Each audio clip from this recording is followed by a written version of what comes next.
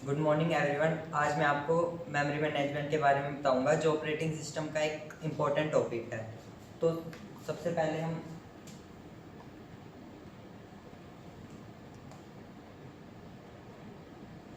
आपको बताते हैं कि मेमोरी मैनेजमेंट होता क्या है। मेमोरी मैनेजमेंट होता है कि जो हम भी कुछ भी चीज़ स्टोर कर रहे हैं वो कहाँ स्टोर हो रहा है और किस वे में स्टोर हो रहा है। जैसे कि एक क्लास में टीचर मैनेज करता है कि हर बच्चे को उसके बैठने के लिए डेस्क अवेलेबल हो।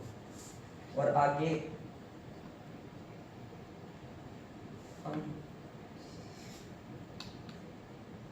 की मेमोरी मैनेजमेंट इम्पोर्टेंट क्यों होता है।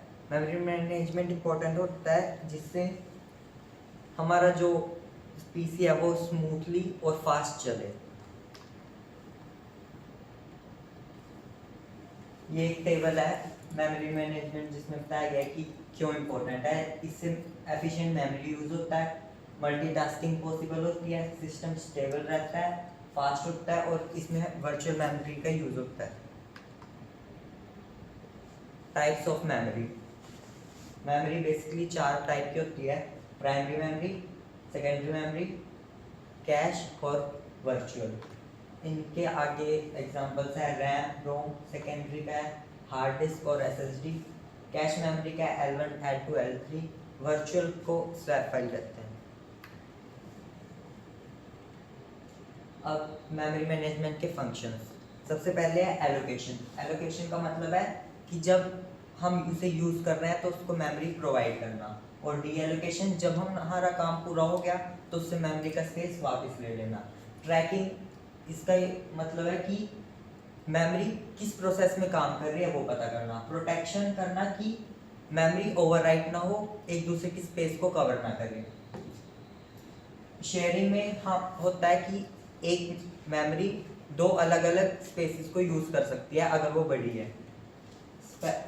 स्वैपिंग में जो हमारी वर्चुअल मेमोरी या फिर जो भी इनएक्टिव टैब्स हैं वे थोड़े टेम्पररी हार्ड डिस्क के अंदर चले जाते हैं।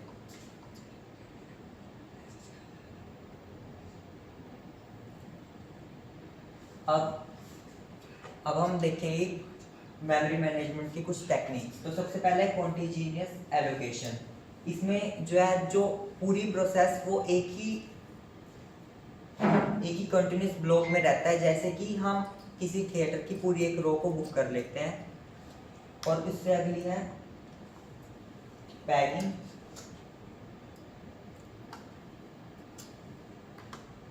इसमें हम मेमोरी को अलग अलग मतलब कि सेम साइजेस में बांट लेते हैं। जैसे कि एक बुक को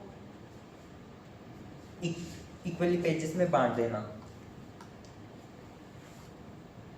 अब है सेगमेंटेशन। सेगमेंटेशन भी पैकिंग की तरह ही होता है, बस इसमें हम उसको लॉजिकली अलग अलग उसके अंदर डिवाइड करते हैं। जैसे कि एक बुक है, बुक में अलग अलग चैप्टर्स को अलग अलग उसमें बांट देना। ये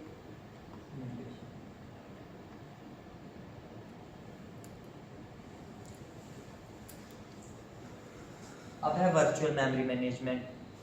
वर्चुअल मेमोरी मैनेजमेंट में होता है कि अगर कोई प्रोग्राम ज़्यादा बड़ा है तो रैम से अगर कुछ ज़्यादा बड़ा है तो फिर भी रन करेगा बिना मतलब कि किसी दूसरे एक्सटेंशन को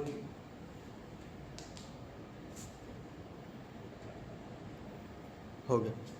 अब है वर्चुअल मेमोरी। जैसे कि अगर कोई प्रोग्राम रैम से बड़ा है तो वो फिर भी रन करेगा। जैसे कि हमने कुछ कपड़े सूटकेस के अंदर स्टोर किए और कुछ हमने अलमीरा के अंदर, पर हम उसको यूज एक साथ कर रहे हैं। ऐसे ही वर्चुअल मेमोरी के अंदर भी होता है। तो वर्चुअल मेमोरी 2 टाइप से बना होता है।